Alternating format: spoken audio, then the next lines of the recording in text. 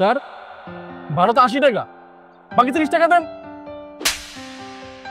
ফকিন্নির বাচ্চা, যা দিছি চুপচাপ নে।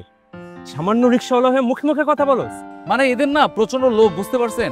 টাকা পয়সার জন্য না এরা বাপ ডাকে, ভাই ডাকে, চাচা ডাকে, মামা ডাকে, কত কিছুই ডাকে।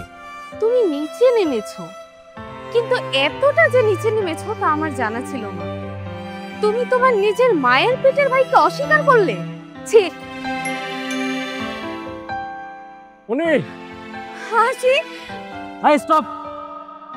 What is this? এসব কি হচ্ছে? তুমি আমাকে ময়লা হাত দিয়ে ধরতে আসছো কেন? তোর করে ভাত খাওয়া দিই, তোর পছন্দের তরকারি রান্না করছি। ফকিনির বাচ্চা, সাহস কত বড়! ময়লা হাত দিয়ে আমাকে ছি ছি ছি ছি ছি ছি ছি। আমি এক জায়গায় যাচ্ছিলাম, রাস্তায় কুফা লাগায় ফেললো। যত সব ফকিনির বাচ্চা, সাহস হলো কি হবে তোর? হ্যাঁ, যারা পোশাক দেখে মানুষের বিবেচনা করে তারা হচ্ছে বড় ফকির।